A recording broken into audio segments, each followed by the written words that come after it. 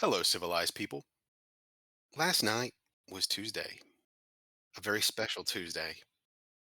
The kind of Tuesday that, much like the 29th of February, comes only once every 4 years. A Super Tuesday. Many people saw the results last night as being a foregone conclusion. In some respects, those people were right. Senile Man and Orange Man largely started the night by taking off their belts, dragging their competition out behind the woodshed, and delivering a heavy handed ass whooping. And that pretty much continued through the night. That said, the ongoing media narrative surrounding the results yesterday seems to be being looked at through the lens of political conventions from the 2008 and 2012 election cycles. In our eyes, this is rather foolish, as most of those conventions have since been burned, pissed on, and scattered to the wind. Today, on the Goss and Rome podcast, we are going to look at the recent competitions of the 2024 primary, the state of the 2024 election in general, as well as a few of the other key takeaways from this past week, including some examples of very high quality electioneering, all in the hopes of giving you a better understanding of what to expect as we set foot into the longest general election cycle in modern history. So, Colton, how you doing today? Think I'm doing all right, Robert. How about yourself? Uh, I'd like to point out that our little operation here is not sponsored, but it is certainly being brought to you by the magic of caffeine today. Uh, Very long night. But we survived another Super Tuesday. That we did. Uh, Honestly, I actually love Super Tuesday. It's something I've looked forward to for years, even before I began working in politics. I always just found the process fascinating. I don't know if you shared my love of things like this before you set down this career path. I always ended up watching the news, but I never actually when I was younger. Obviously, even as like a 16-year-old, I'd watch the news coverage of it, but I wouldn't, you know, pre-plan knowing it is ahead of time. I just loved when it came out. Yeah, when I was younger, like I would always, sit and watch election returns with family, and that was just something I enjoyed. But completely removed from the events of last night, where you were in Nevada, and I believe it's even in your congressional district. A very interesting fellow running for office. Um, Arguably a candidate who might have the most badass theme song whenever they walk out onto stage. I doubt he could use it, but yeah, it hopefully that'd be cool. That would actually be badass. I'm assuming most of you aren't familiar with who we're talking about offhand, but in Nevada, Marty O'Donnell is actually going to be running against Susie Lee. For those of you who don't know, Marty O'Donnell was the composer of the music for Halo. So Yeah, the composer at he's Destiny, at Bungie, my bad. So yeah, if but you're familiar with Bungie. Destiny or Halo, he's the guy that made the music. That's yeah, and he's running as a Republican, I believe. Yeah, he is. It's like I know nothing about his platform, anything like that. It's just kind of interesting to see that happen.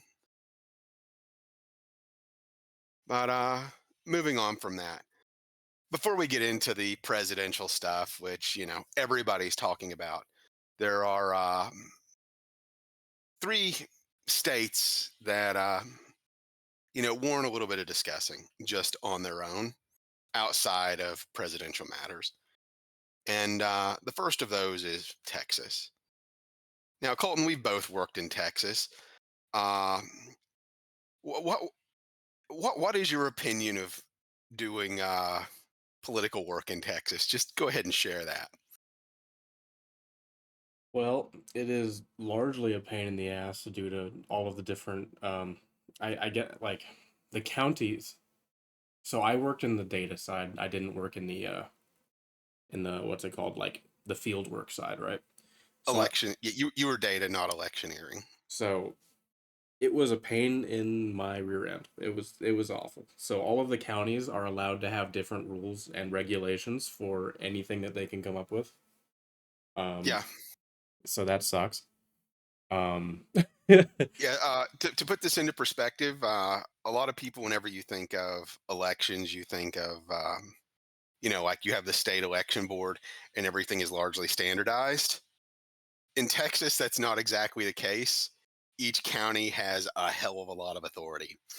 So if, I don't know how many counties there are in Texas, probably more. I believe it's more than 200. I think it's like 260, 270 in Texas. And each of them sort of have their own guidelines. yeah, and it's not like, they try to be, with their nearest neighbor or like the biggest neighbor nearby and like have similar guidelines. No, it's just it can change at a whim and whatever they want, and they use distinct forms. So, when I worked for like a big organization, we had to get separate county forms that I had to check out using my own name, not like a company name, because you can't register as a company to elect, not to register people to vote in Texas. You have to register as an individual. It was just awful. Yep. Uh, Texas is a special place. Uh, love the people, but the election process is one of the biggest clusterfucks I've ever experienced in my life. But last night there was some big news in Texas, and two big names that are pretty well known essentially came out with grassroots movements. Ken Paxton and Governor Abbott both had their went into the primary season with their respective shit lists of members of their own party who they wanted to oust in the primary. And as of right now, it appears that, and these are all Republicans, mind you, and this is a primary, so they were running against other Republicans. But six members of the Texas State House lost their primaries outright last night. And again, these are all sitting people that have the advantage of being the incumbent candidate. So six state house members lost their primaries outright. Four more are being forced into runoffs. Five members of the State Board of Education appear to be going into runoffs, and three judges across the state were outright ousted. So it looks like, now, admittedly, Abbott's efforts were far more effective than Paxton's. Both of them, Abbott obviously being the governor and a rather popular governor at this point, I would say. Obviously, slung his weight around and used the bully pulpit to sort of make things happen. But honestly, my takeaway from this is that, a few years ago, Abbott, you know, struggled in an election campaign. Um, while there's been a lot of narratives around it from our professional knowledge, we are the major reason why he was struggling a few years ago was largely because of data related issues. We're familiar with some things that were going on behind the scenes there. But yeah, it appears that Abbott has been, it looks like Abbott has, proven the sort of power he wields within the GOP in Texas now, not just as being governor, but being able to influence a lot of minor elections in a single cycle. Yeah, I can Um, definitely agree that's with you there. that's a lot of seats to see, shifted from incumbents. And obviously, with a runoff, it's no guarantee that that person will be removed. But by forcing them into a second race, that's not the kind of thing you normally see either. I would hate to be working on the wrong side of these runoffs. I I really would not want to be running against an Abbott back candidate in Texas right now. Uh, that that does not seem like a happy place to be, especially now that and Abbott has announced he intends to run for governor again. I don't believe there are term limits for a governor in Texas, and he certainly seems to have the popularity to do it. But that's, I believe, another 2 years down the road. Next up, North Carolina. And I don't think anything really happened in this that was unexpected. But Lieutenant Governor Mark Robinson won the North Carolina gubernatorial primary.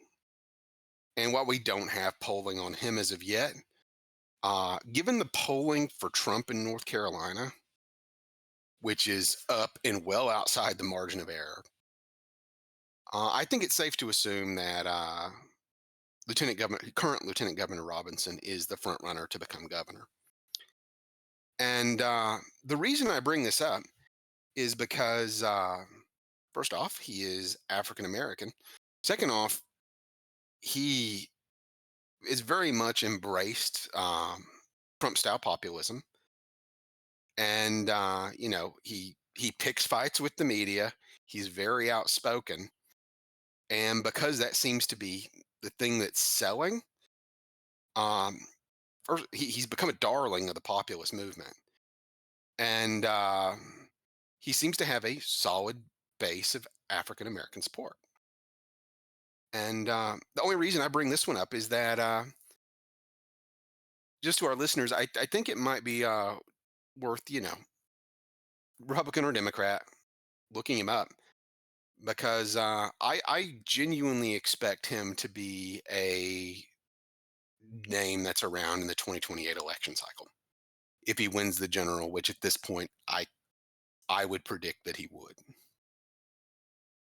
barring some major shift. So I know that you're not terribly familiar with Mark Robinson, Colton, but you know, I'm a hop, skip, and a jump away from the North Carolina border, so I see a good bit on him. It's definitely worth knowing, who might come up in the next cycle. So it's definitely worth knowing these things. Yep, and honestly, I have to give a lot of credit to this. The California Senate race last night, Adam Schiff's campaign was masterfully played. Um, California, if you're not from California, California primaries are a bit of a mess in how they're conducted in the eyes of most people. California has a jungle primary. A jungle primary is where all of the candidates, regardless of party, are on the ballot together, and the top two candidates go on to the general election. The only races where that is the only race in the state where that is not a thing is the presidential. So, looking at that, um, Adam Schiff was he was leading in the polls, but he had a relatively, he had a smaller number. He didn't have, a majority. And his biggest concern was that, in polling related to him running against one of the other Democrats, he would actually lose the general election, even if he came in first in the primary, because enough Democrats didn't like Schiff to deny him the majority. And so if he wound up in a race against another Democrat, he was probably going to lose the general election. So he essentially put out an attack ad against the Republican running against him, Steve Garvey, the only Republican on that ticket, I believe, or the only, actually, and certainly the only notable Republican on the ticket. Basically, painting him as, MAGA extremist because you had the presidential primary on the same day. So all of the Trump supporters in California were coming out of the woodwork. So essentially, he did an attack ad against the Republican that was all the things that Republicans like so that they would vote for the Republican in the general election, vote for the Republican in the primary so that he could cruise to a win in the general election. And honestly, that is a masterful play of electioneering. I mean, that's knowing the electorate right there. That's It is. Uh, like credit where it's due. That was so far in this cycle, that is one of the two best played, the cost of doing it and the effectiveness of it. That might actually be the best show of electioneering that we've seen this cycle. Uh Essentially, taking a candidate that's not terribly popular and putting them in a position where they're, an inevitability in the general election, which is pretty impressive. All for the cost of, a campaign ad. yeah. He definitely got his money's worth. Very much. That was arguably one of the best investments I've ever seen a campaign make. So to Adam Schiff, well done. That was a masterful move. Well, either Adam Schiff or your campaign manager, whoever you are, brilliant. Props to you. So I suppose we actually need to talk about, the presidentials, which were they're the big story of Super Tuesday, as per usual. And, there was a quote last night by, in all the coverage from Chuck Todd on NBC, who, in some ways, sort of said the quiet part out loud. That being, if you want to win a Republican primary, you need to win Republicans. But I think and I agree with that sentiment. But I do think that one of the bigger cases in this, and just expanding on that, is that if you want to win as any party's candidate in a general election, you need to win your own party. Do you think you agree with that sentiment? Obviously, Robert. I mean, I was even laughing when I overheard that coming over your mic last night. It was Like it's something incredibly obvious. And before we get into the Republican side of things, uh, there are uh, there are a couple states I wanted to discuss on the Democratic side because there appear to be some issues that Joe Biden has, particularly among Arabic voters and Hispanic voters. And, you know, obviously, you have a lot of contention in regards to the Israel and Gaza situation. And you have a very large population of Arabs in Minnesota. And while we mentioned, believe in our last video on Michigan, you saw a large volume of people vote uncommitted in protest of Biden. Well, that had had time to grow a bit, and uncommitted got 19% of the vote across the state of Minnesota. But you look at the big cities in Minnesota. You've got Minneapolis and St. Paul, and in Minneapolis, uncommitted got 25.5% of the vote. In St. Paul, 23.6% of the vote. And, that's a protest. Likely as not, a lot of those people will come around to vote for Biden in the general. But I do think my personal take is that this is an issue where Biden's sort of damned no matter what he does because you know you have a large portion of Jewish Americans that are Democrat, and you have a large portion of Arab Americans that vote Democrat. And so, do you think he's kind of being put in a situation where he's going to, suffer in the general election from one or the other? Yeah, I do. It it kind of sucks for him because obviously the party is split on this. The more progressive side of the party is obviously on the pro Palestine stuff, right? And Mhm. the base, not the base. It's not even a base at this point. The moderates are more pro Israel, and I think he's gonna keep doing the pro Israel stuff, right? Or at least lean towards that direction, and he's gonna like demotivate a lot of the progressive base at this point. And in key areas, if 10% of people don't show up in key areas, that loses him the election. He's in between a rock and a hard place.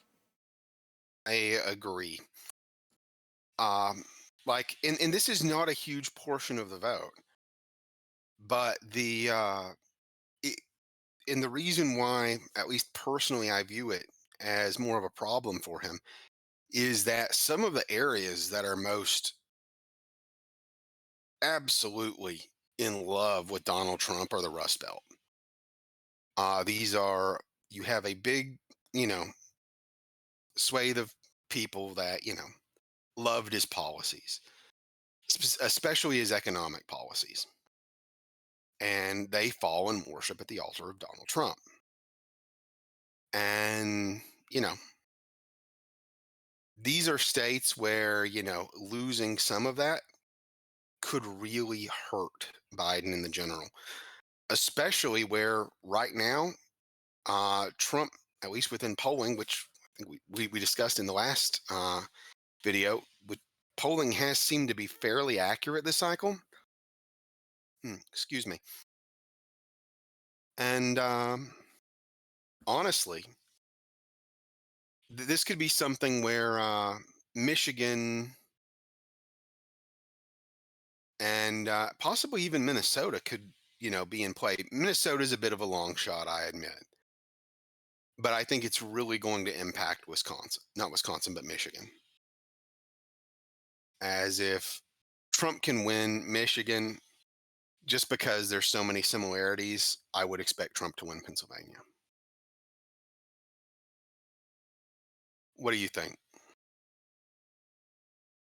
I'm leaning towards agreeing with you. I just don't know how Biden can satisfy both. You know, I don't think I don't think there is a way to satisfy both. The desires of both groups are vastly different, and I don't. I'm not a fortune teller. I don't know how that plays out, but it's something where I'm not sure there is a happy medium that satisfies both. I mean, I can kind of brainstorm a little bit, maybe. What do you think on this? Uh, I My personal take is that eh, this is going to seem weird. I think Biden would be better served, as crazy as this is, to side to essentially start playing, and again, purely for election purposes, depending on if he's focusing on election first before anything else. I think he would be best served to cater to that pro Palestine wing Yeah, I'm because oh, go ahead. Sorry. it will I think it will cost him, you know, some coffers for his war chest. I think it might cause him to, lose votes, and I think it could hurt some down ballot Democrats. But that being said,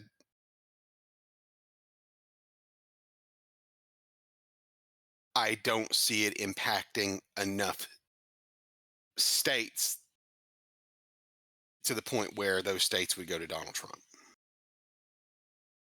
I honestly think that if he is going to, win this game, he would probably have to, you know, take a, instead of airing pro Israel, he would have to air pro Palestine.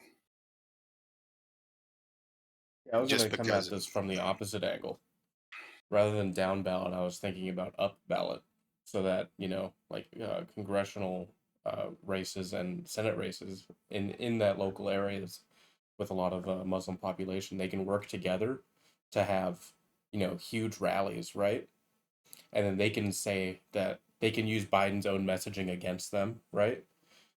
To We can force him, like, by media pressure, social media pressure, right, to sign anything that they can get passed in the legislature, right? Any support for Palestine, and then they can say, like, as much as they don't like what he's saying on Israel, they can go, but it's better than Trump in regards to their policy that they want to push forward, because they can get that funding passed through the legislative rather than through executive fiat, right?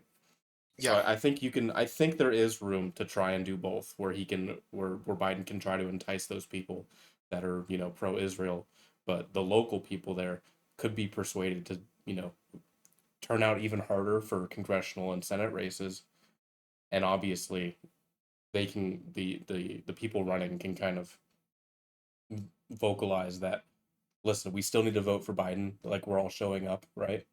But because Trump certainly won't sign anything that we put on his desk. possibly.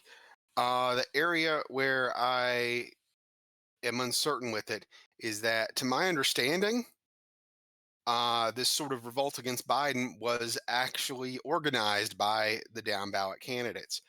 Uh, what is it? Ilhan Omar and Taib, I believe, were two of the biggest supporters of this revolt. So I'm not exactly sure how that plays out. I think that was very short-sighted of him. I think it was short sighted. I think that it helped, in my eyes. I'm not sure it was short sighted of them. I think it might help their reelection chances, but I'm not sure. I think it actively hurts Biden in both of those states, in Michigan and Minnesota. I mean, if they, there was a way they could have tried to get, both of what they want, but now they've, handed the playbook to Trump there, right? Kind of. So, next up in the primary in Minnesota, it's easy for us to forget that, essentially Biden's last competitor, Dean Phillips, is from Minnesota. And, I don't know how popular he is within Minnesota. I've honestly not been paying him that much attention. But I have some real questions about his popularity because Dean Phillips got beaten by a margin of more than 2-1 to uncommitted. And honestly, you know, I have some real understanding. I have some real trouble understanding why he is still in the race. At this point, um, you know, even Nikki Haley, performed at least somewhat admirably in South Carolina, but still,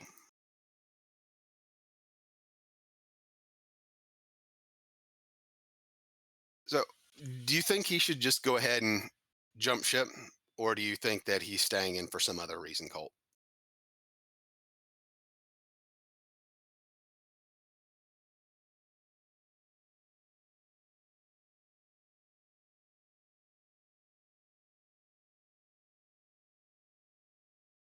Hello, Colton. Okay, sorry about that, folk. Colt was having some mic issues, but so Colton, returning to it, Dean Phillips, beaten in his home state by uncommitted, came in third, and essentially none of these candidates beat him by a margin of more than 2-1. Beat him by about 11 points. Uh, do you think that he should drop out, or do you think he's, just trying to gain some national attention ahead of 2028?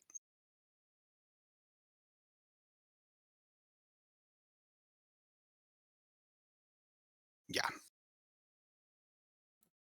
Sorry, Mike again. I'm of the opinion that if you lose your home opinion to none of the above, you should drop out. Sorry about that, folks. yeah, having some technical issues, partially caused by exhaustion at this point. Let's see. Moving on, the other tidbit on the Democratic side of things yesterday was that Jason Palmer, excuse me, won the Democratic primary in American Samoa. If you are not familiar with Jason Palmer, you can be forgiven because, quite honestly, neither of us were familiar with him either. He's apparently a businessman from Maryland, and he won the Democratic primary in American Samoa. Excuse me, a caucus in American Samoa, which had a grand total of 91 voters, and he got 51 of them. So, he won 56-44. So, congratulations, Mr. Palmer. Real nail biter. Yep, real nail biter. For actually, American Samoa is kind of an interesting one. Whenever people think of American territories, in most cases, you you think of Puerto Rico, and people think, oh, well, they're American citizens. Um, so they're not a state, so they don't get electoral votes, and they're not DC, so they don't get electoral votes. But they're a territory, so there's certain things you expect. American Samoa is kind of an interesting animal because the people of American Samoa, I believe it was in the 80s, actually voted to only be American nationals, not American citizens. So by and large, the not many people in American Samoa can actually vote even in the primary, which makes it a sort of an exclusive event, if you will. Um, they essentially chose that, to my understanding, uh, to preserve certain legislation that impacted the island, that impacted them because they were nationals in a territory instead of citizens, and that they wanted to maintain regarding self governance. So they have their self governance. To my understanding, they get treatment, more akin to like tribal land within the U.S. proper, where they have a lot more autonomy, and they wanted to maintain that instead of becoming citizens. Good It for was them. kind of interesting, but yeah. So again, congratulations to Jason Palmer. Uh, Humorously, the only candidate that any of us had, I think, really anybody had ever heard of, other than Joe Biden in this race, those were being, well, the two candidates anybody ever heard of, other than Joe Biden on the Democratic side, were Dean Phillips and Marianne Williamson, and neither of those two got any votes. Um, and another thing that I just across the primaries yesterday was that despite the fact that she dropped out after Nevada, Marianne Williamson was continuing to beat Dean Phillips, who was still in the primary. So I'm not sure quite what to make of that, but just an interesting tidbit. Well, there's Dean Phillips' sign, right? Yep. Let's see. So next up, the other area where Biden seemed to struggle was among Hispanic voters. And I say that oh, over the last few years, you've sort of seen a shift in southern Texas along the border. That was long a bastion for Democrats within, a rather red state. But I'm just going to go through some of these counties along the border, and you tell me if you recognize a pattern, Colton, just from southeast working northwest. Cameron County, Biden got 66.4% of the vote, so rounded down to 66. In Hidalgo County, Biden got 65% of the vote. In Starr County, Biden got 45% of the vote. In Zapata County, 40% of the vote. Then I'm just going to keep going up with numbers. Then you've got 66, 57, 83, which isn't bad, 69, 78, 83, and 57. Those are very Hispanic areas. And as it stands right now, he actually appears to have lost two counties across the state, that being Loving and Donley. Like, you know, what's your takeaway from that? Like, you've got an incumbent that is doing that poorly in a region that has historically been very Democratic. Yeah, for incumbent numbers, those, especially that 41 that you said, those are very not very bad. those are those are remarkably bad. And admittedly, these are areas where there has been a very large shift in recent years. Like right now, these are areas where, Democrats were, a foregone conclusion for years, but during the Trump years, they became Republican. And, it's kind of another area that's shifting. Um, I mean, you've seen some of that in Texas. I believe it was Beto O'Rourke's seat in San Antonio went Republican for the first time since the Civil War, I believe, during the Trump administration. So, That's kind of remarkable. yeah, it's not the kind of thing you normally expect. But I mean, you still got quite a bit of vote. And one of those states that Biden has lost, they're reporting that 20% of the vote is in and there's only one vote. No And way. yep, that's the current reporting of it. Uh, it's only 20%. They haven't called it yet. But, I could see a Democratic primary in rural Texas only having one Democrat vote. I could see that. What's going on with the other people? 20 one reported 20%. What one vote for a candidate that what F Lozada, no idea who the hell that is. Like they're not even like appearing on the numbers in any other county. Like there's a few like in counties where, Biden really underperformed. Actually, like moving even up from just the southern border, like moving up from along the coast, next county up from Cameron, Kennedy County, Biden at 56. Like these are not good numbers. These are really bad numbers.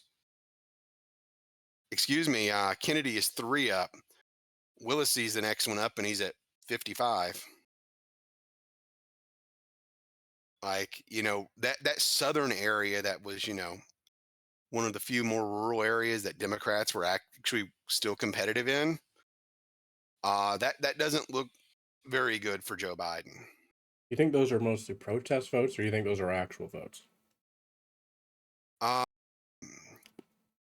I don't know. This is an area that has shifted pretty severely.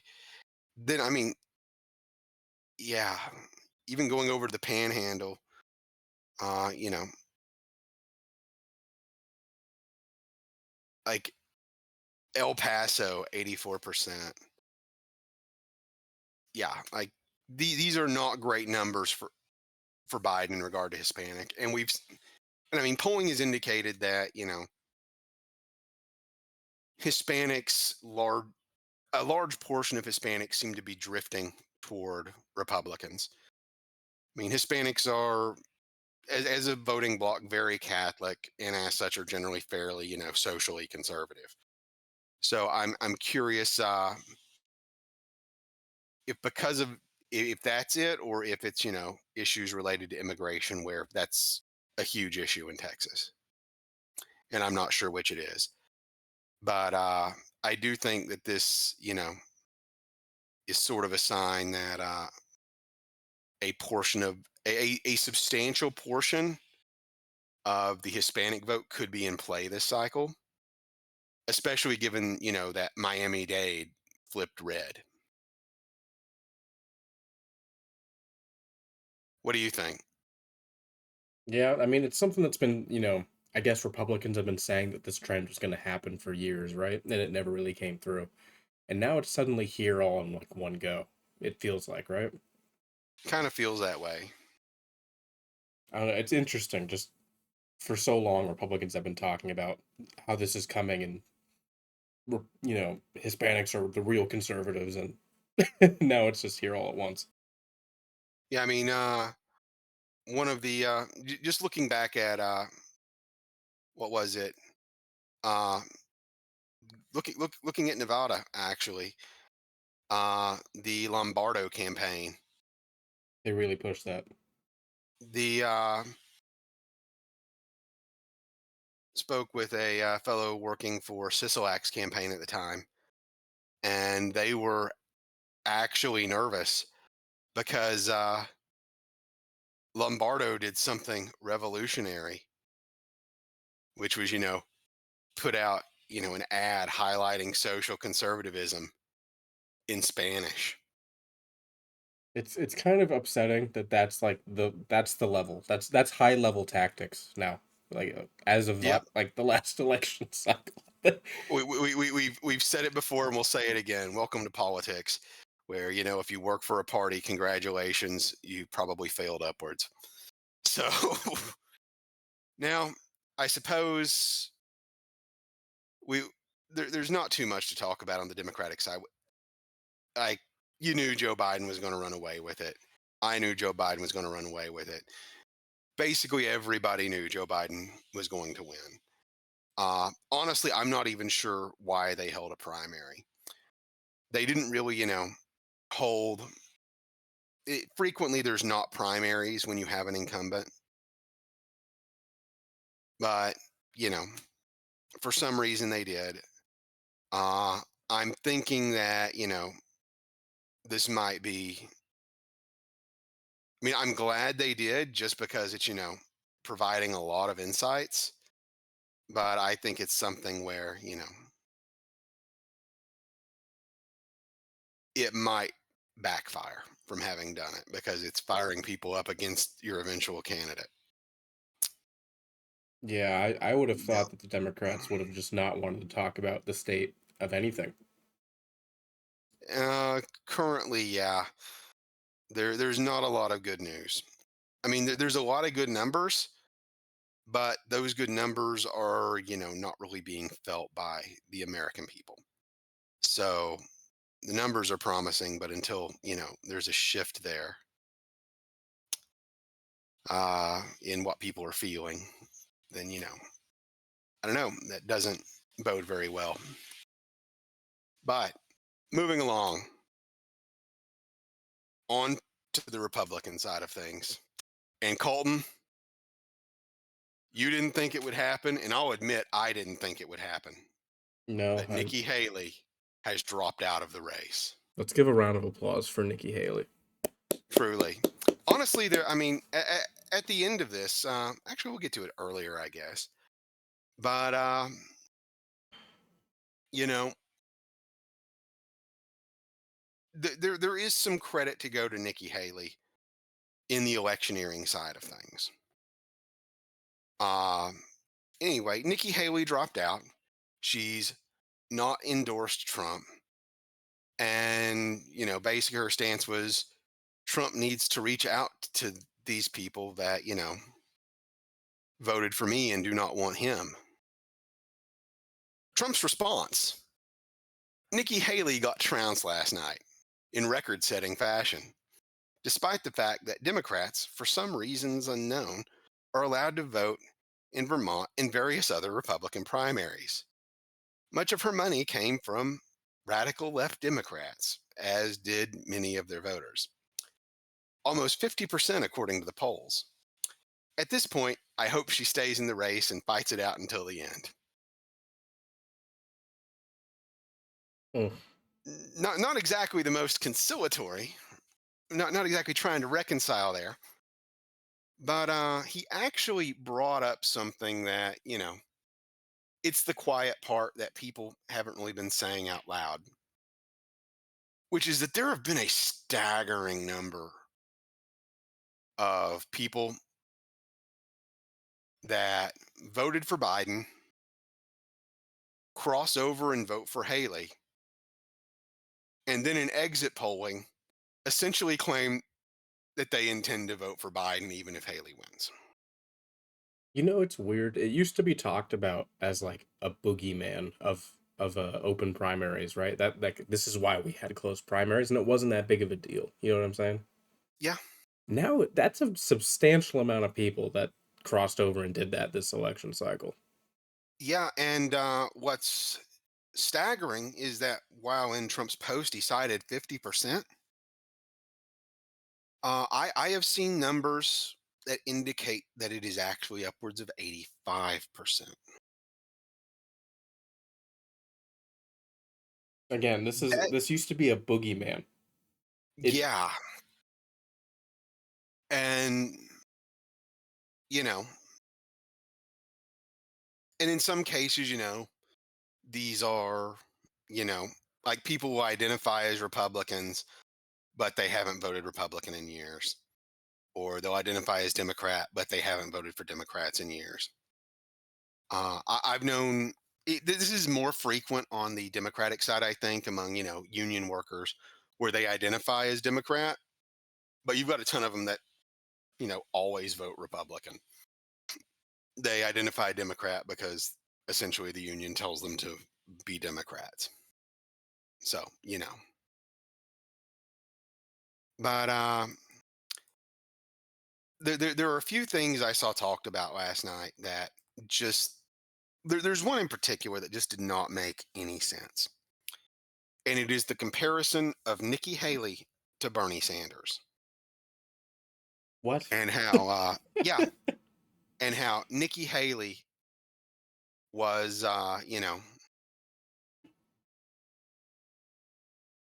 should be compared to Bernie Sanders in how she was competitive, and that boggles my mind. Bernie Sanders was winning a healthy portion of Democrats. Nikki Haley was not. Nikki Haley was, of people that self-identified as Republicans, like 15% of them were voting Haley. I was about to say, before you corrected that, I was like, well, she did win a healthy portion of Democrats. She won. Yeah, she among people that identify as independents or Democrats. Haley swept the board, and the thing is, primary electorates are not not terribly indicative of, general election voters because it's your people that are the most fired up. And right now, you've got a. Do you think it's safe to say that perhaps Colton, uh, reliable Democratic voters are not terribly fond of Donald Trump? Yeah, I'd say that's pretty fair to say. Um, Throwing this out again, do you think that perhaps uh, most of these fired up Democratic voters who, are reliable primary voters who are likely aware of things are aware that Joe Biden is going to win the Democratic primary, I mean, I don't know who could have not seen him winning the primary. basically.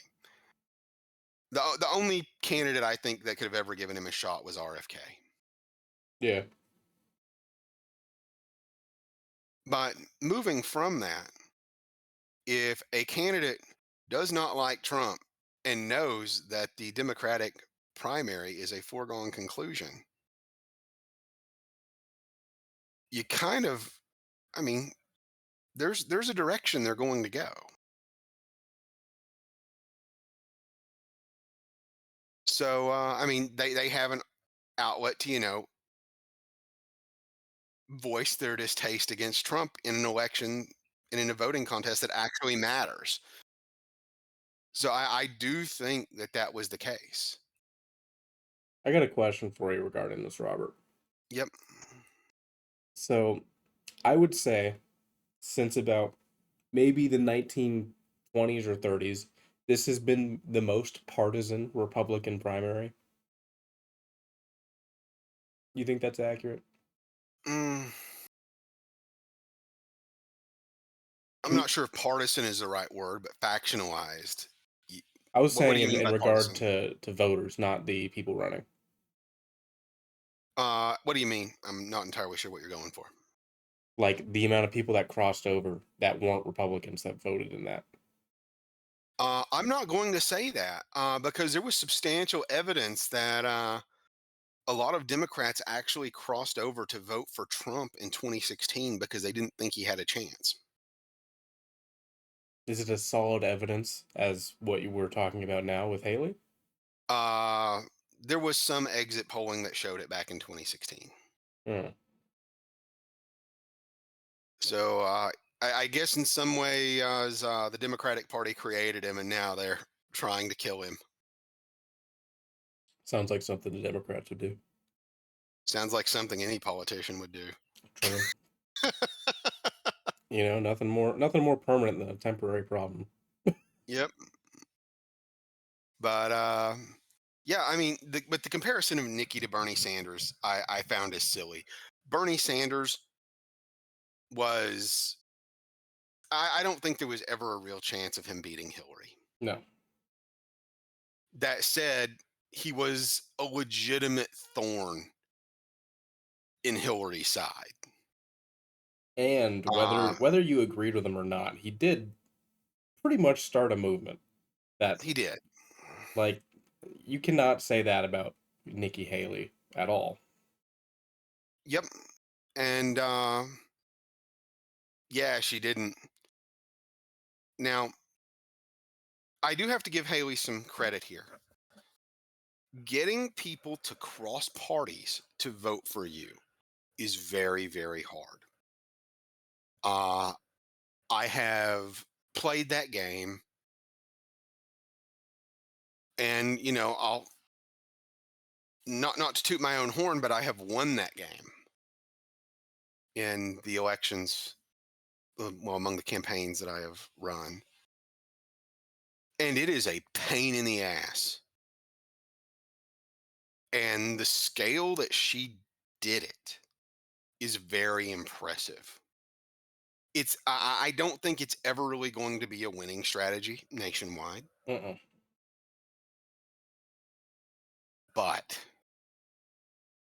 the scale that she was able to do that, that rivals Schiff However, in how impressive of a feat that was. However, the reason why I don't, I have to sort of give her a wag of the finger is because that was stupidly expensive and it still didn't work. Uh, she has still outspent Trump by a considerable margin this campaign cycle. And she does not really have anything to show for it.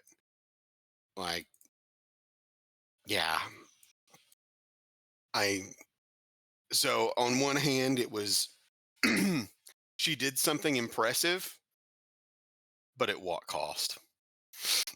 Yeah, it just it like you said, it's not a winning strategy. It's just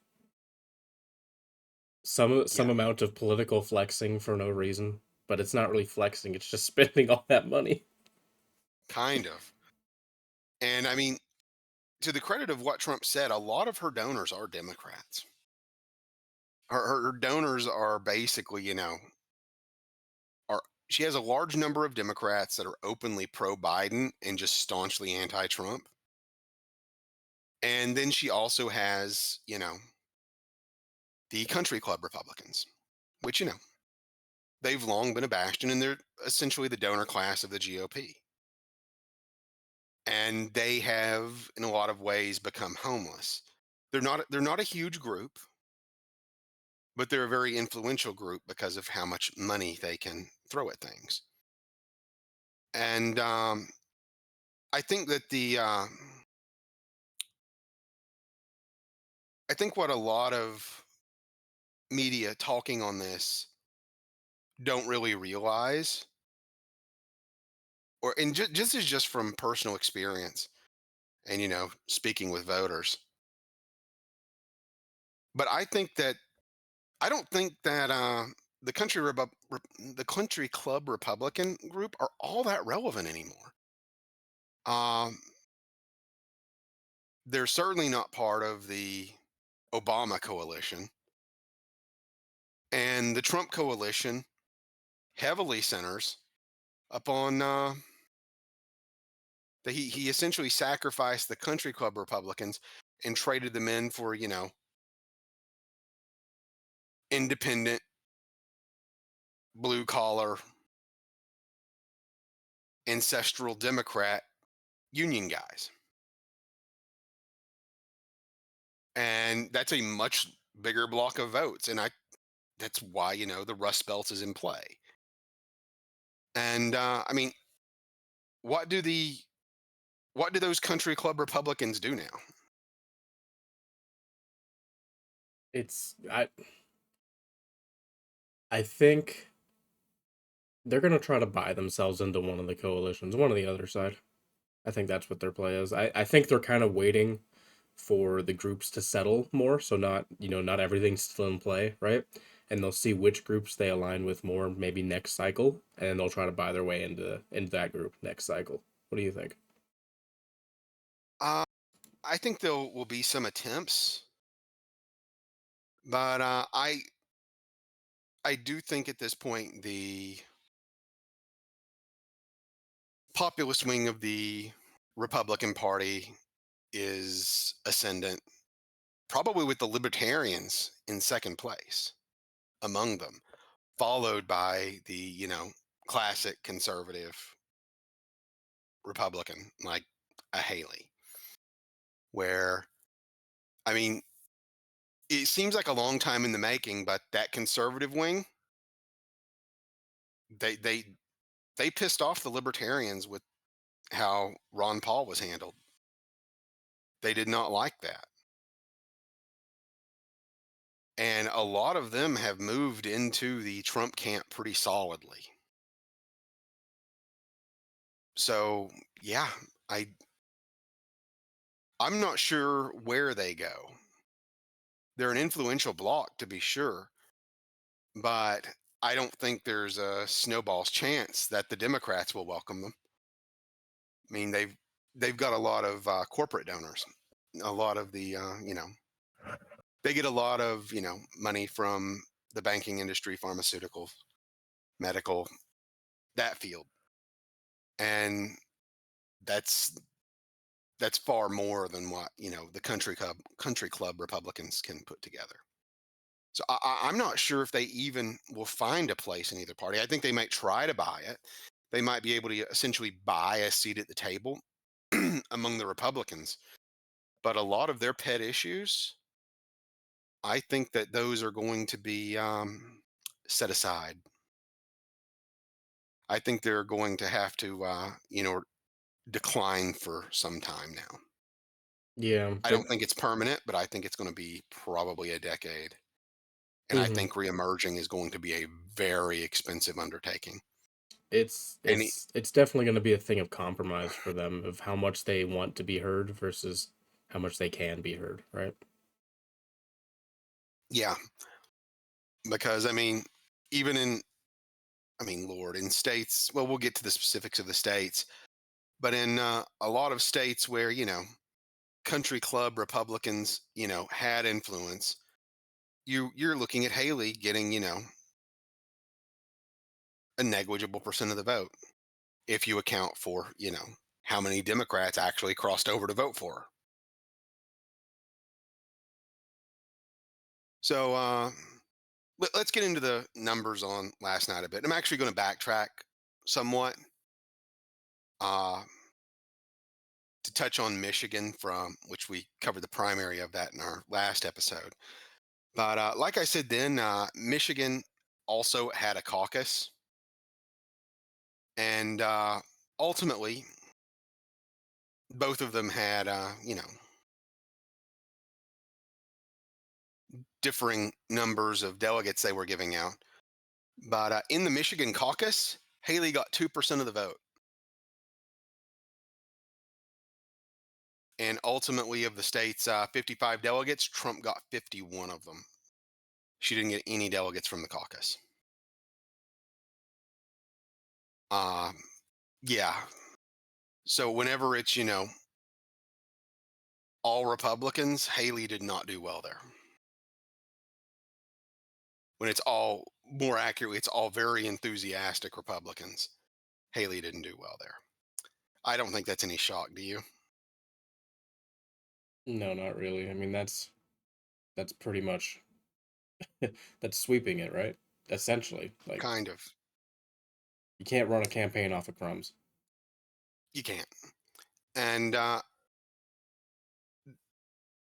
shortly after that, you had the Missouri caucus, in which Trump got 100% of the vote and scored all 51 of the state's delegates. And these aren't Super Tuesday, by the way. These are the things that have happened since the Michigan primary. Then you had the Idaho caucus. Trump won 85% of that vote to Haley's 13. Trump got all 32 of the delegates. But then Haley actually scored her first win, which was in Washington, D.C., which I'm not sure at this point, given how much your average Republican has. I'm not sure I want to call it a deep seated hatred of, the Washington. Uh, I guess what Trump calls the swamp, the Washington bureaucracy. I'm not sure how much winning that actually is a benefit to your campaign other than just the delegates.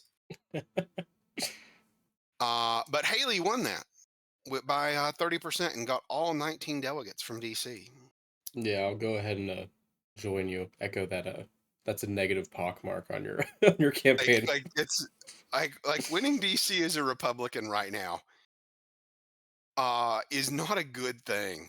It's kind of an "I Like told you it's so" result. it's basically I told you so. Like after that, Trump actually created a new nickname for Haley, the Queen of the Swamp. The swamp has chosen their queen, I believe was what he said. Swamp hag. And then promptly, the next day, I believe it was, you had the North Dakota primary. Excuse me, the North Dakota caucus, And Trump won that with 85% of the vote and got all 29 delegates.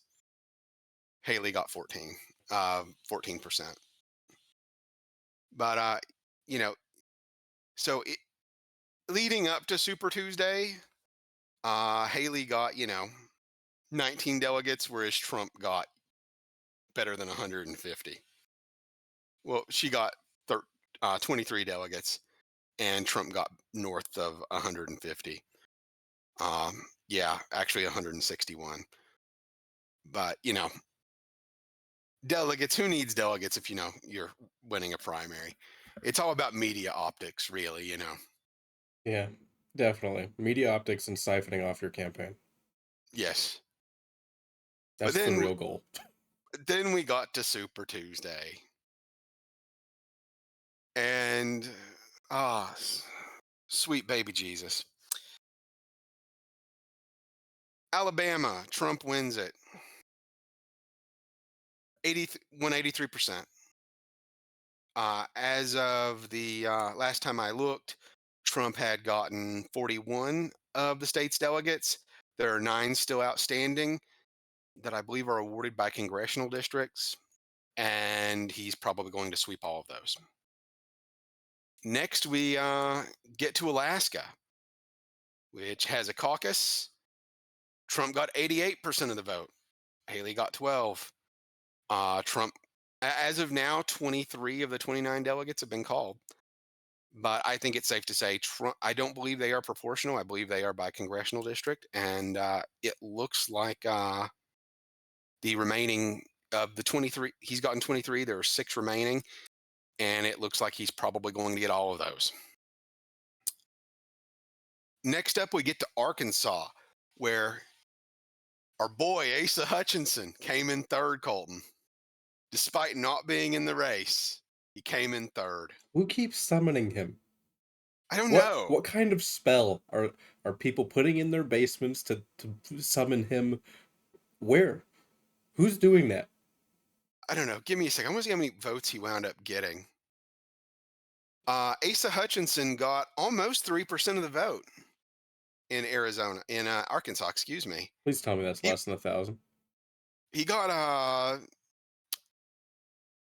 damn near 7,400. Really? Yes, Is that like his home state? that is his home state. He used to be the governor there. Oh, okay. But that I, explains I, that I many summoning rituals. it does. It does. It's like I just noticed that in passing. He actually beat Ron DeSantis in Arkansas. You know, he's he's no longer in the race, but you know what? If you're a former governor, and to my understanding, by the time he sort of ended things, he was he was driving himself to his events. It was a small time thing, and you know what? If you're at that point and you kept working 3%, you know, got to give the guy a pat on the back for trying.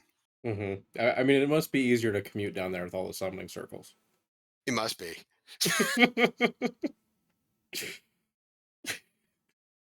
Next up, we got California.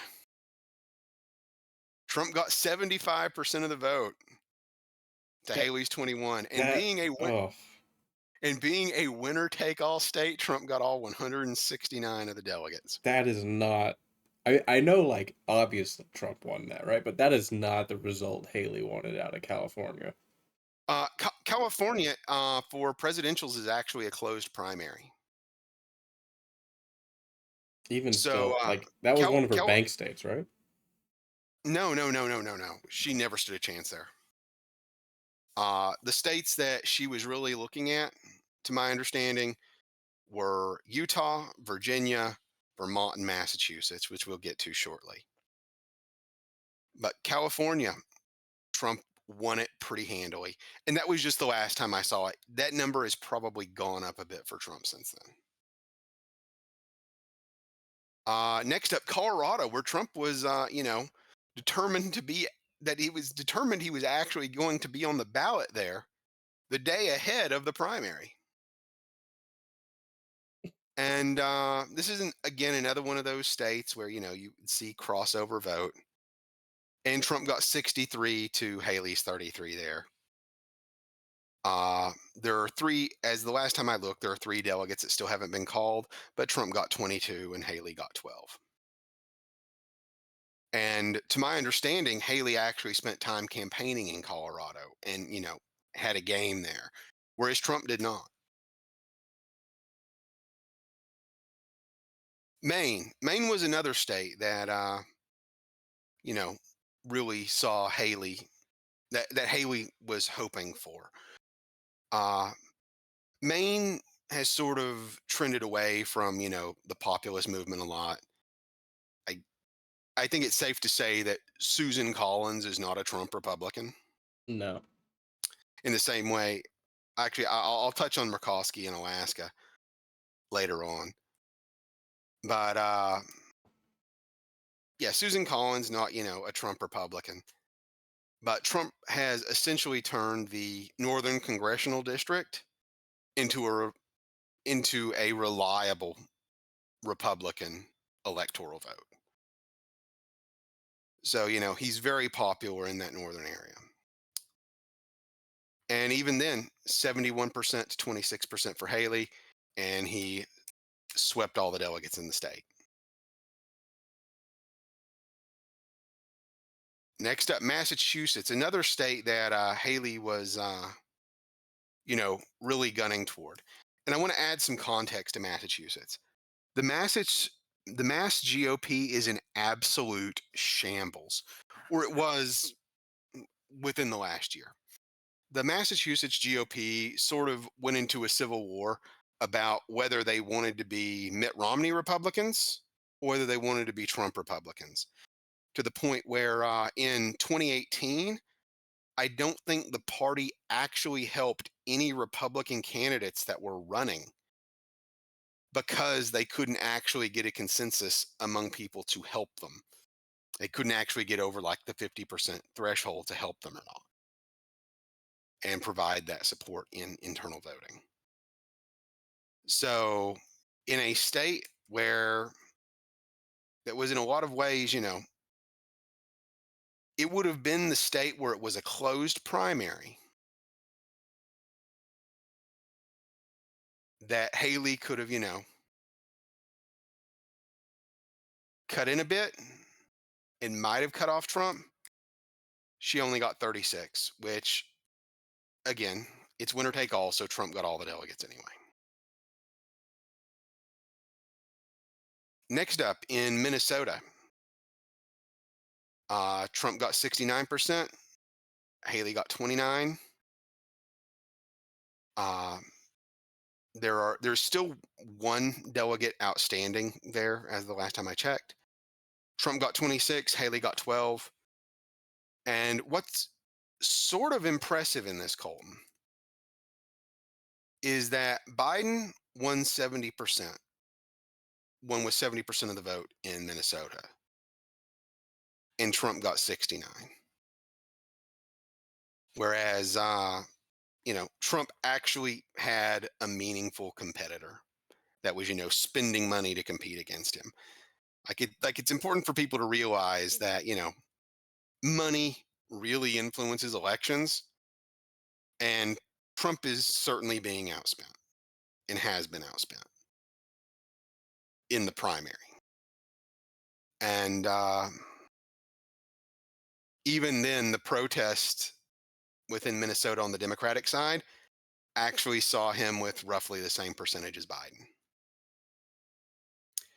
I don't know if there's like a major takeaway. I just thought it was sort of an interesting tidbit. I kind of agree with you. That's just interesting. I I, don't think it says anything. I don't see any, great mind broadening takeaways from it.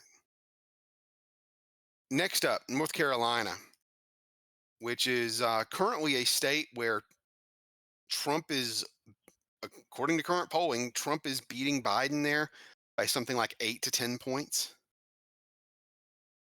Uh, the His shift to really, bring in a lot of, working class, blue collar people seems to have really caught on there. especially I spent a lot of time growing up in North Carolina. I still remember all the textile mills that are closing. So it seems like you had a lot of those people that, were sort of pissed off that all of their jobs got sent elsewhere that have really latched on to Trump. Um, so anyway, Trump won at 74 to 23. Uh, of the 74 delegates, Trump got 62, Haley got 9, 3 are still outstanding. And I'm not sure how those will go. Whenever I was looking, I actually think those 3 might go to Haley, if memory serves me. Next up, you have the Oklahoma primary. Uh, yeah, 82% Trump, 16% Haley. Trump swept all 43 delegates. I don't think that one was a shocker to anybody. No. But of interest, going back to looking back at 2016, Oklahoma was a state that Ted Cruz won handily in the Republican primary in 2016. Handily. So what that tells me is that a lot of Republicans have come home. What is it they say? Republicans fall in line, Democrats fall in love. Where you just have people sort of coalesce around the eventual candidate. Hmm. That's that seems to be a case of that. People. A lot of the people that were opposed to Trump in 2016, the lion's share of them anyway, have coalesced around Trump at this point. It seems so. Like the at the beginning of the primary season, there was the talking about how people aren't falling in around Trump, right? And now we're seeing that come around now. We are.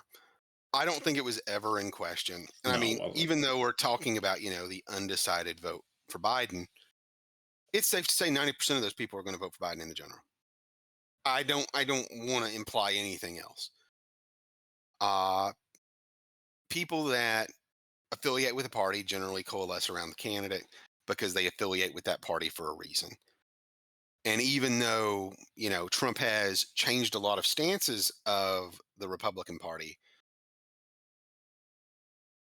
those people still don't like the Democratic Party's platform. If that makes any sense. hmm no, it does.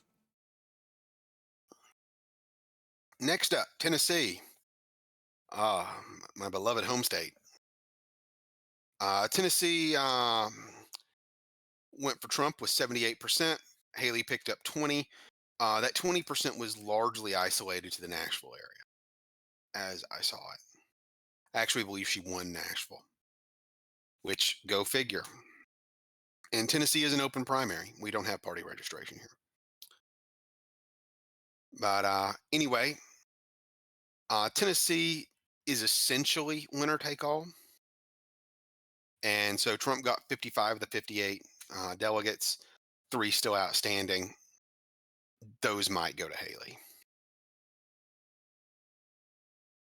Next up is Texas. Texas was a state, again, that Ted Cruz won handily in the primary back in 2016. Trump got, give me just a second. I want to look up, I want to get Texas's numbers up real quick because I have them in front of me. At the end of, with basically everything in, Trump got 78% to Haley's 17%. So a pretty solid showing. And in fact, across the entire state, despite all of the counties there, Haley did not win a single county in the state of Texas. That's rough. There's a lot of counties. That is a lot of counties. And honestly, like that's Texas is I would have at least expected her to, do a solid showing in Fort Worth. Trying to find for whatever reason. Give me a second. I want to try and see how she did there.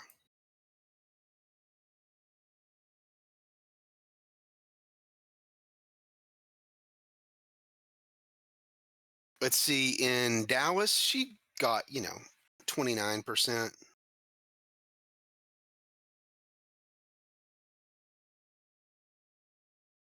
But yeah, yeah, Dallas County might have been her high water mark. Hmm. Yeah, I mean, even Harris County, Trump got 76%. For those who unaware, Harris County is majority Houston, metropolitan Houston area. Yeah, yeah. Uh, huge county. Interestingly,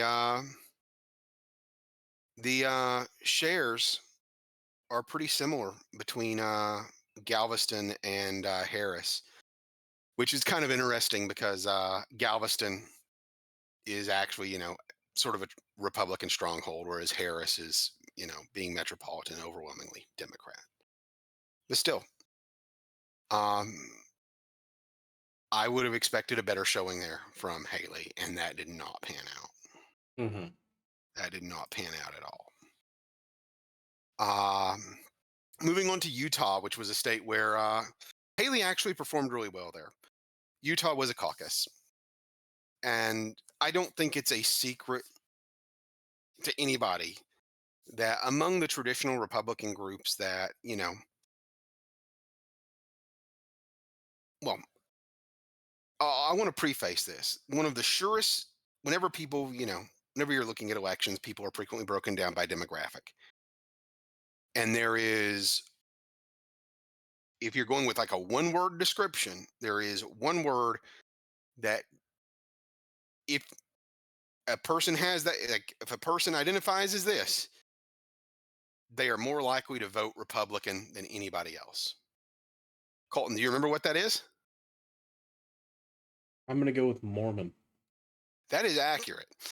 Mormons are overwhelmingly Republican. Like it's something I think like north of 98%, even though Harry Reid was a Mormon. Uh, but also, they tend to be much more socially conservative. And that's an area where Trump doesn't really have the same appeal as a lot of, like a Mitt Romney figure. And, well, obviously, not as much as a Mitt Romney figure in Utah, given that, the Republican Party in Utah is basically mostly Mormons. And Mitt Romney's also a Mormon. You know, only, you know, complex thoughts here, folks. But anyway, um, this one was actually pretty close, and Trump won it with 57% to Haley's 42. And actually, I have to give Utah some props. Utah decided to go with the caucus this year, and Utah actually got an award, which is the biggest clusterfuck of the night. Because apparently they, spent a lot of money, trying to simplify the caucus process, and it all went to hell. It all went to hell. The people apparently showed up to vote in the caucus. Like apparently they were doing something on a phone app that they had to download, and people just had no clue what the hell they were doing. People that were actually working for the caucus and volunteering to organize the caucus didn't have anything that distinguished them from anybody else. If you were watching, news coverage of the Utah caucus, you would see where, you know, people were just walking up to reporters and asking, "Hey, do you know where the hell I go?" And it was a huge mess. Um, what was it? I think the Utah caucus was supposed to happen around 7 p.m. local time or um, 9 o'clock Eastern. And I don't think I saw results from the Utah caucus until about 4 in the morning, which ought to put into perspective, the how long I've been awake, I suppose. I got a at this question point. for you. Do you have the Yes. exact numbers for Utah pulled up? I can get them pulled up. Give me just a moment. I was just reminded of something, and I kind of just wanted to compare it. Oh, sure. This is completely off the cuff, folks, by the way. Yeah. I I mean, Colton is from Nevada, so it's the neighbor state, so it's a bit of an interesting thing. And also, all right, I've got them up. Oh, and Haley won the area around Salt Lake City. Hmm. Like Provo, I some will of it. Provost and Salt Lake City. Won Salt Lake City County and Davis County. So, what other interesting election year involves Utah? For- By the way, Robert, just quick guess. Oh, 2016 I with that's what I have pulled up. yep, Ed McMullen, Evan McMullen, or Evan lovingly McMullen, Ed Egg McMuffin. McMuffin, Egg McMuffin. Yeah, so I'm just looking at the numbers that Trump pulled in for for the 2016 presidentials, where Utah famously nobody got 50% in Utah in 2016. Yeah, So Egg McMuffin in 2016 got 243,690 votes where? in Oh, Utah. across the state Yeah, across the state. in 2016. Oh, is that for the general election or the primary? Yeah, That's he the was running as general. an independent. Yeah, it was an independent. It's just Yeah, yeah, like, and make no mistake, McMullen is certainly, much more aligned with the classic Republican than a Democrat. But it also sort of shows that, Utah is so red that you can have a major Republican challenger and the major. Republican still wins. A very well funded major Republican challenger who is running a presidential campaign exclusively in that state. That that is just such a crazy story. Like he sucked off. That's a phrasing. he he got 21.3% of the vote, and the In the Republicans general. still won. Yeah. What were the percentages for Clinton and Trump in that election? Trump got 45.1%, and Hillary got 27.2%. Yep, that's a pretty red state right there. That's Imagine losing 21% to a spoiler and still winning. That's a crazy margin. Yeah. Although I wonder in that election because if people are voting tactically, you could have seen people think that I don't know there was a better chance for McMullen than there was for Trump winning the state and actually vote for him unironically as opposed to just a protest vote Yeah, that next up, by because the he way, was getting a lot of coverage. yeah. After that was Gary Johnson with 3.5%. It dropped off very quickly.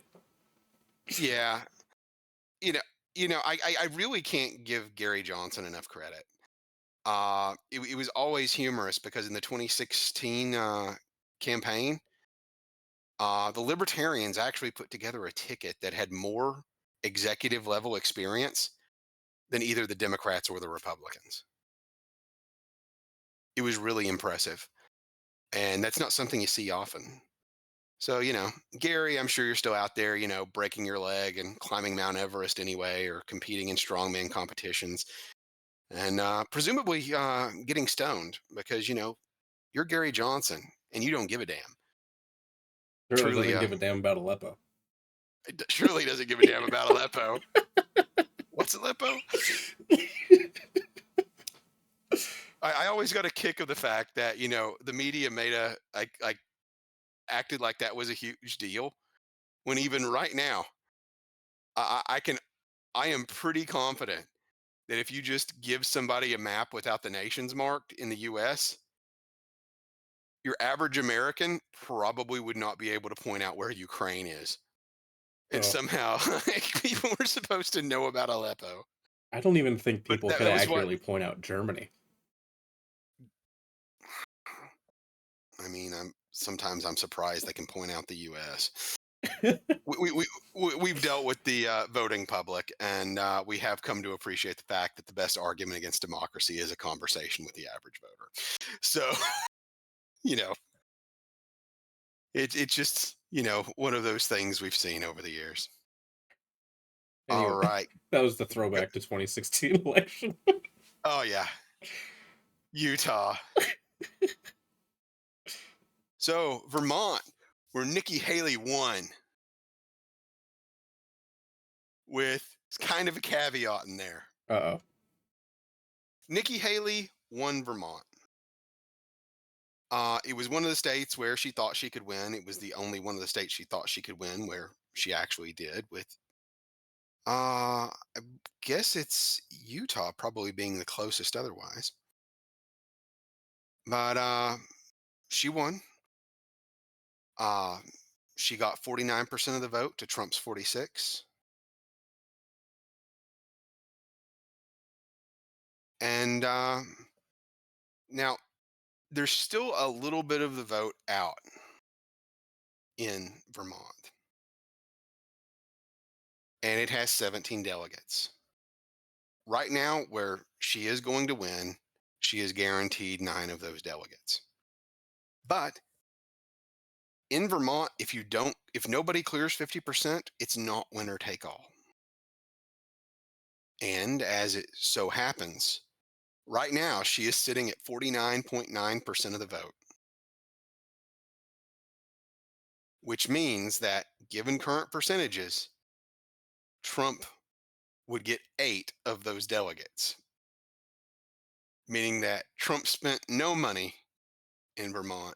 Haley spent at least some time and effort in Vermont, and she netted a positive of 1 delegate. And humorously enough, obese lawyer made an appearance. Obese lawyer came out of nowhere because obese lawyer scored better than 1% of the vote there, meaning that by being on the ballot, he actually denied Haley an outright win. Because it's safe to say that, the your average Chris Christie voter, there was no snowball's chance in hell they were voting for Donald Trump. So, you know, maybe Trump should send, you know, Christie, I don't know, a box of chocolate and flowers and thank him for his assist in Vermont. Well, you always got to hand it out to the culinary union, right? Yeah, you do. Uh, all right. And the last state on this list is Virginia. And Virginia is an interesting state electorally because you have it's a state where you still see some of those country club Republicans. And one moment, I actually want to pull up Virginia to look at this because Virginia was a very telling sign for how the night was going to go.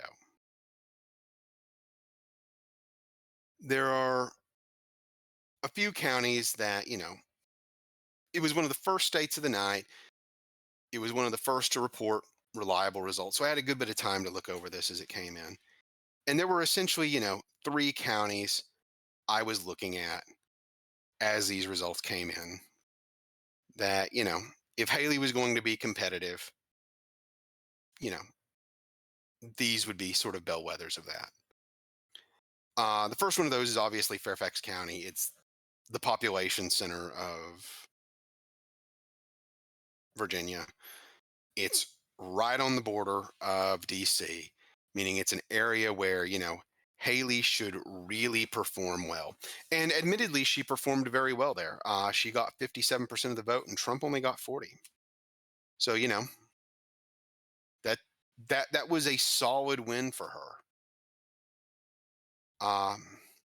But the other two that I was looking at were Richmond, which Trump got 54% to Haley's 44, which was another one of these where it sort of set the stage for the night. And the other one was Virginia Beach, which if Haley was really going to,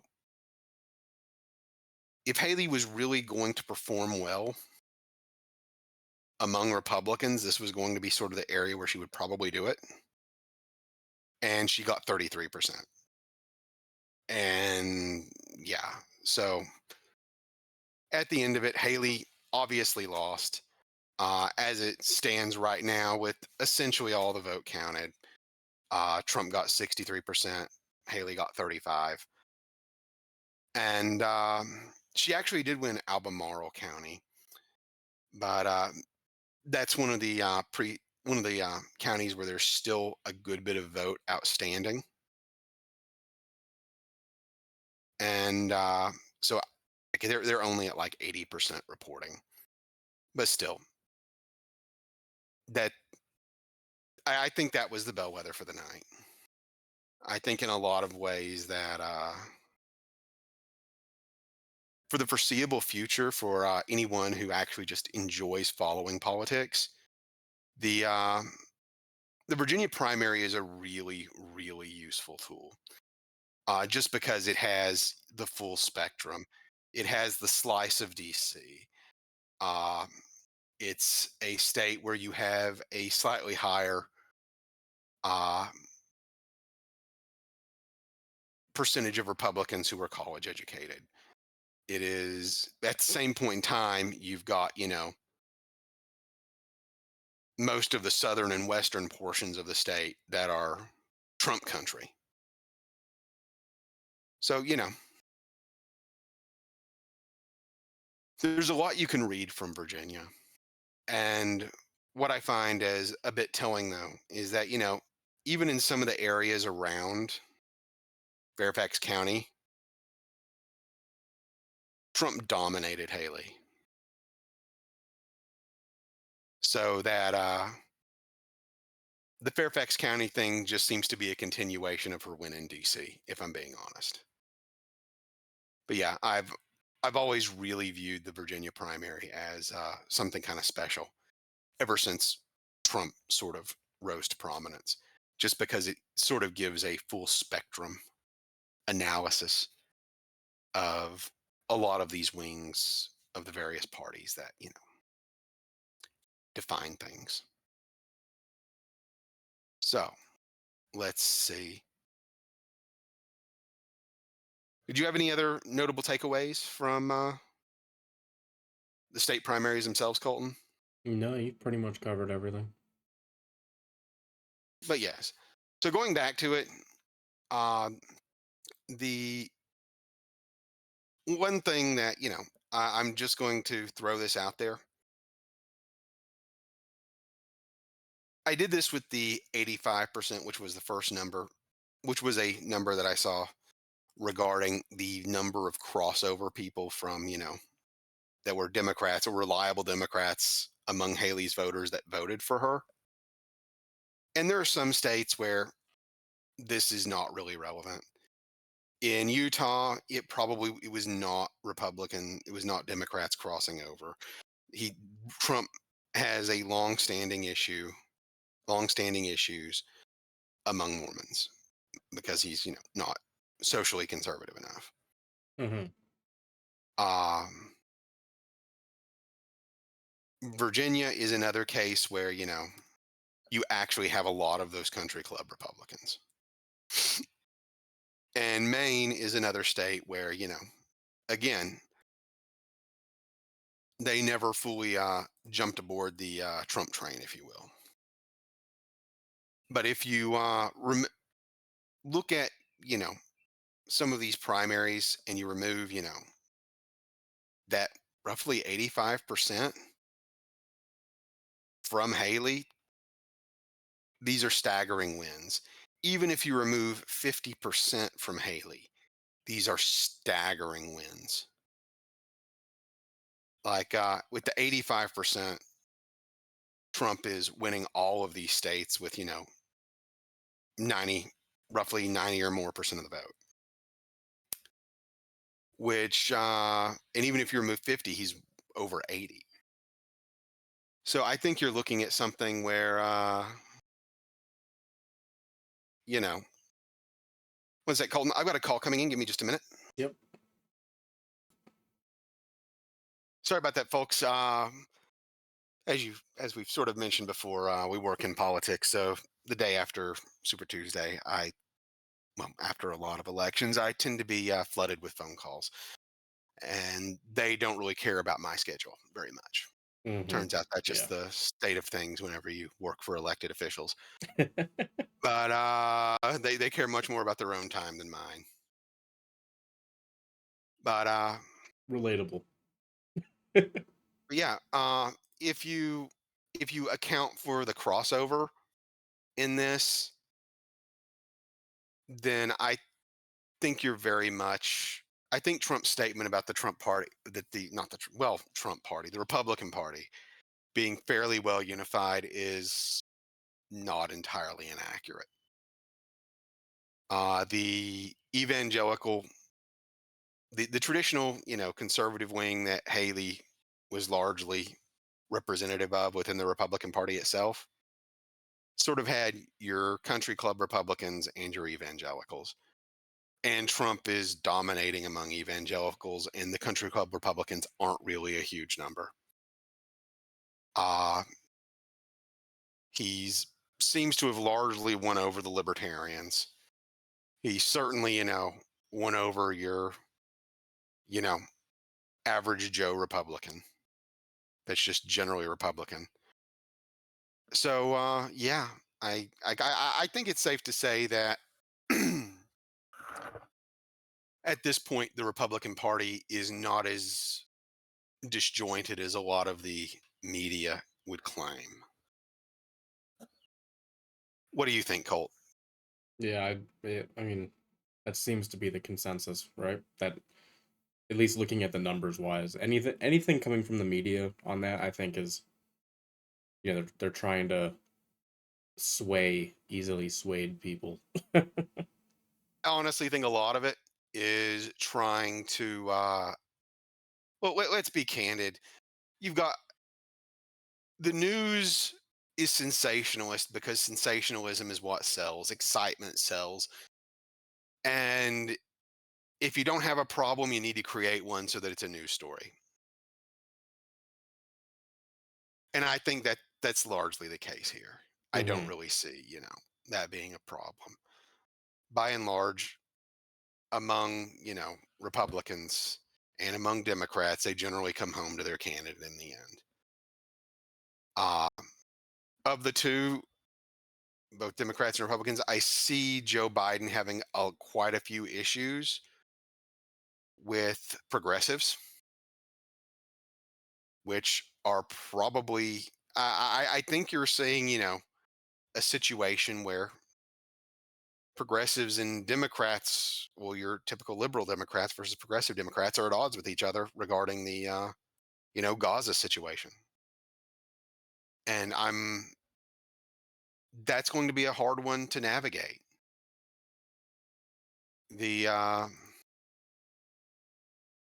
and this also goes into, and going into the general, this is a very unique year because normally, whenever you have an incumbent, you have someone saying, I would do this and I can do that better.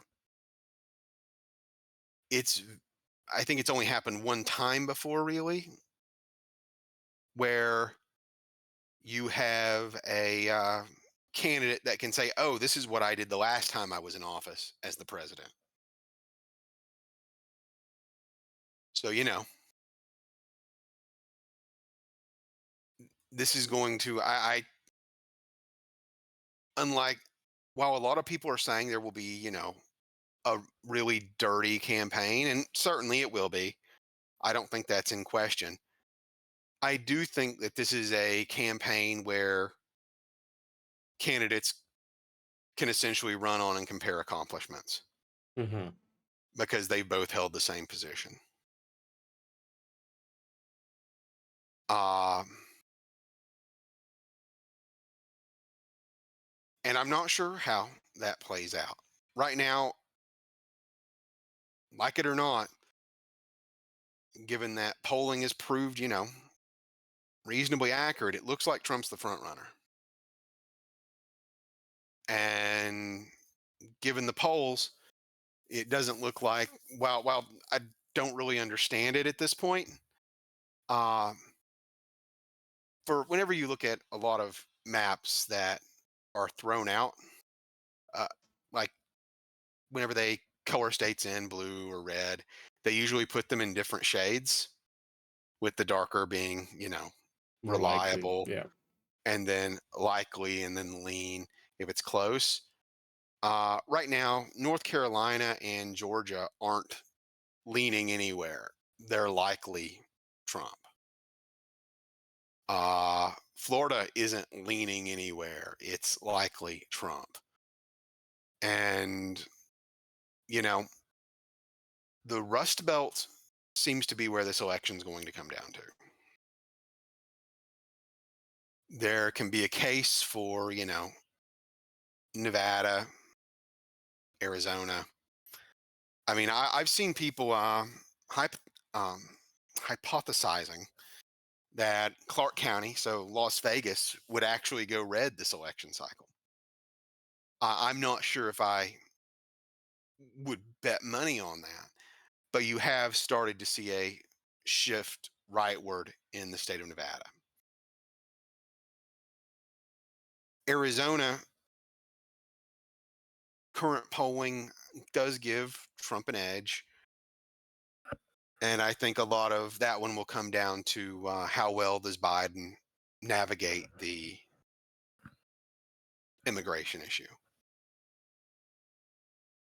And I'm really not sure how that ends. It's, a wonderful question. But essentially, as of this morning when Nikki Haley dropped out of the race, we have entered the general election cycle. And honestly, I'm genuinely kind of curious about the State of the Union, which is coming up, because essentially Biden is going to be able to use the State of the Union as his first real campaign speech with his opponent confirmed. And this is a very interesting cycle. Uh, Trump's popularity is rising. Biden's popularity, actually, the last number I saw, actually shrunk. Uh, Between the two of them, Trump is actually more popular at this point than Biden, which, that's not something anybody I think was really expecting going into this. And also throughout, I mean, to put this into perspective, Trump essentially lost 2020 by what, 50,000 votes, Colton? Something like that? Yeah, roundabout there. Because in the US, popular vote does not matter. We have an elector system. And he only lost by a few votes in a few states. And at no point during the 2020 cycle did Trump pull ahead of Joe Biden. And even in that situation, he only lost by about 50,000. Right now, in basically every swing state, Trump is up, or in the case of Pennsylvania, in a statistical tie. And what is really staggering is that in a poll for popular vote, Trump is winning that. Like, I did not have that on my bingo card ever. I never thought that would happen. Like, Colton, like, do you have any thoughts on that? Hard to believe. That's I mean, I don't think at any point in my life a Republican has won the popular vote. Well, in your life, they certainly have. In since you started working in politics, no, No, Republicans. no, definitely not. Since you started working in Lord, I mean, Republicans haven't won a popular vote since what, Bush second term. Yeah, that's what I was gonna guess. Yep, and yeah, but it looks like now. So just a bit of speculation in this, because right now you've seen some infighting in both parties. What happens to the Republican Party if, after all the talk from the country club wing that Trump can't win, after all the talk from Haley that he can't win, despite the polling showing that in a one-on-one race with Biden, he is a front runner? What happens to the Republican Party? When Trump wins, When or if Trump wins, I suppose. I mean, I think it just keeps going on in this fractured state until it settles into whatever the new coalition is. I That's I all it can be. I I think you are looking at the Republican Party largely being defined as a populist party. Yeah, I can see that. And I think that the option for, and I think you might actually see I'll get to it after. I'm going to ask the same question about Democrats, but I'm going to save my answer until after the Democratic thing. Okay. So, I mean, let's say that Biden goes into this and progressive revolt leads to him losing to Donald Trump. Hmm. What happens to the Democratic Party? Is that's a big fracture. I That want to would point be. out that that is a big fracture. Um, Progressives, if I'm not mistaken, are like 30 to 40% of the Democratic Party. But if that is the case, what happens to the Democratic Party? I think that's an interesting thing to bring up, right? Like, I'm gonna kind of my answer is gonna kind of be compare contrast. So, if you don't want me to go that way, stop me now. Go for it. Go for it. So, with what we were just talking about with the Republicans, if they can toss aside the country club Republicans and still win, right? Then it shows that nowadays the new narrative, the new push, the new populism, you don't need those, right? But if and then compare that to the Democrats with the progressives, it shows that one, it would show once and for all that when it counted, that narrative from mainstream Democrats that progressives are not a reliable voting bloc, even though they're a huge number of people, right? It would show that they're not reliable enough, that they can't be counted on, that you could poke at them and do everything you want, they're not going to show up for you when it matters the most for them. Because I think this election is do or die for their coalition, right? I don't think a win or loss fully defines that coalition. I don't think it Uh, fully defines. I think it brings it into question of they're going to have to go back to the drawing table and decide what goes, what stays. yeah. Uh, I think you are on the verge of a major shift in the parties. I think the Republican side has already happened. I think the Democrats are in a situation where you've got so many people in a big tent that they're starting to, pull out knives on each other. Yeah, And going to what I was saying before, I think my answer to both of these is the same.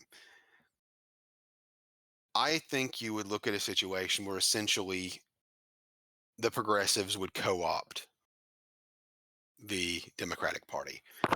I think you're going to see, in the same way that you've got your Lindsey Grahams that they're not populists, but they'll kiss the ring of Trump to hold office, to keep their mm-hmm. office.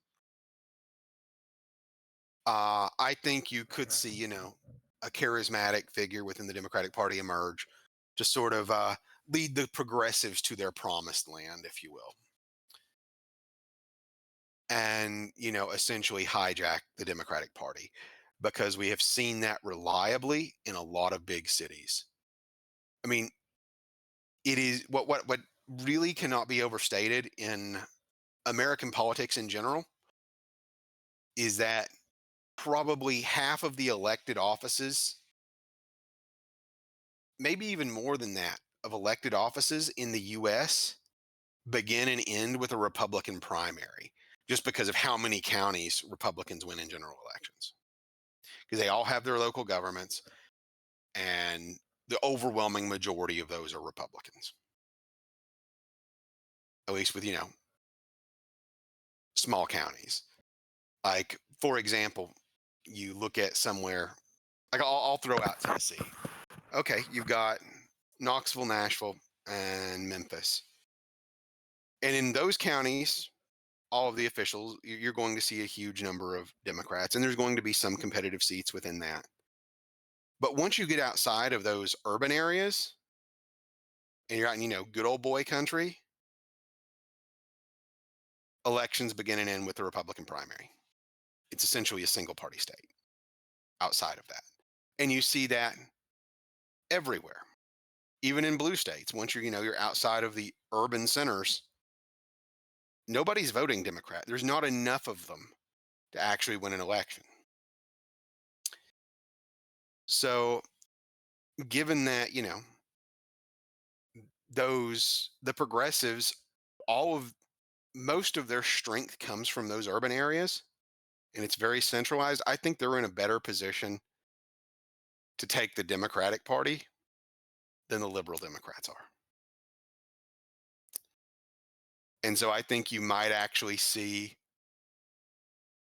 I'm not sure whether I would say viable, but I think you could see, a mandate for, a no parties type ticket that was, a group of radical moderates, as weird as that is, where you see your, Bill Clinton Democrats and your George Bush Republicans. Because your average Democrat right now does not agree with much that Bill Clinton was for. And your average Republican doesn't really agree with Bush on much. So, create a unity ticket, put together some kind of compromise, and hope for the best. Do I think it'll win? Depends on who they get. If you go into a 2028 with a Nikki Haley and I don't know what, there's a Democrat that holds office up in northern Maine, has a House seat up there, but he is a Democrat that reliably wins, a red district. That could be something, but I'm not sure how well that plays. Do you think that a unity ticket like that could be viable at some point as a third party? No. Um, just just the way that first past the post voting works is that it would be tried once and then, you know, Bob's your uncle, right? Congrats. Whoever you're closest to, you just split half their vote and the other party won with a huge mandate. Possibly. I think it would depend on one, how they campaign. They would have to campaign in the right states. They would have to play, things very intelligently. But I think that could grow. I think there is potential there.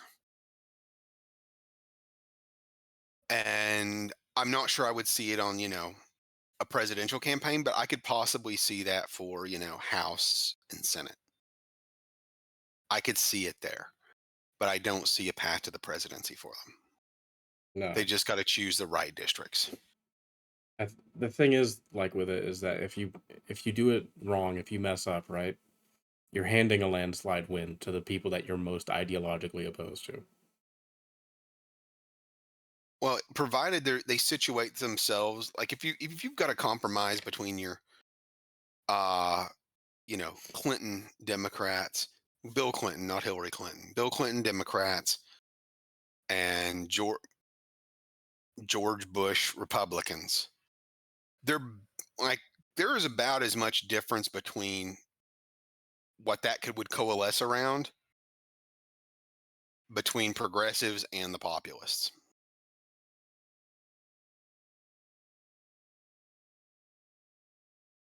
I could see like some kind of cohesion forming there, but I don't see it, beyond state level and you know, House and Senate. Hmm. Like maybe you could win like a governor in, Maine or Vermont or New Hampshire. The rural New England area. Yeah. Maybe maybe in Utah. Maybe in Utah. But yeah, Return of the McMuffin. turn of the McMuffin. Trust me, it's better the first time you get it down. And it wasn't good then. So, you know what? We bullshitted enough about elections. Colton, you found arguably one of the greatest damn news stories I think I've ever heard earlier. Oh God. Do you want me to just read it word for word?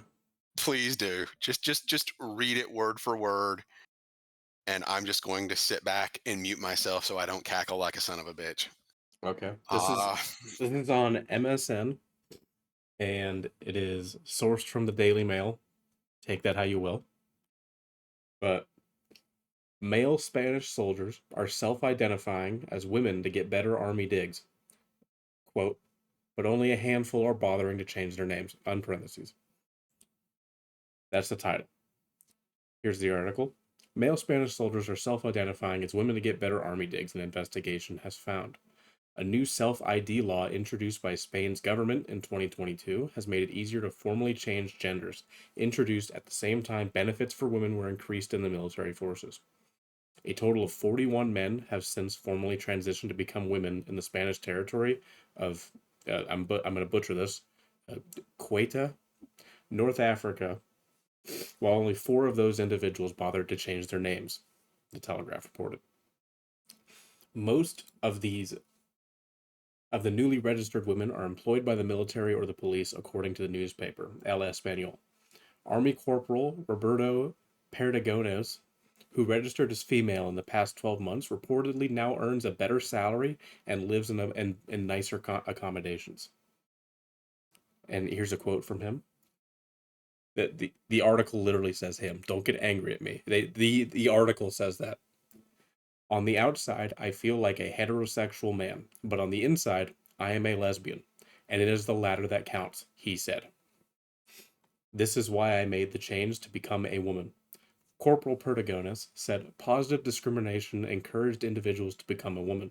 For, quote, for changing my gender, I have been told that my pension has gone up because women get more to compensate for inequality. I also get 15% more salary for being a mother, he said. Meanwhile, the corporal is also planning to sue for shared custody of his teenage son, reportedly believing the transition to a woman will mean a better chance in court. There's also a note. The corporal has also been allowed to maintain his beard because facial hair is permitted for women. and it's not permitted for men. Yeah, the article continues from another quote. I even have a private room in the barracks, all to myself with a private bathroom. This is because I cannot be with men, because I am a woman. And I did not consider it appropriate to be with biological women out of respect for them, he said. Any person can change the gender on their passport and ID card by formally requesting the change under Spain's transgender law. The country has aimed to increase the number of women in the Guardia Civil and National Police forces to up to 40%. One civil guard source said many are switching genders to rebel against the progressive laws. This is a quote from the corporal again. I have already seen several cases among my colleagues, and it is going to increase, he said. Uh, I will once again note that the article itself uses he, him pronouns. Do not get angry at me for reading it word for word.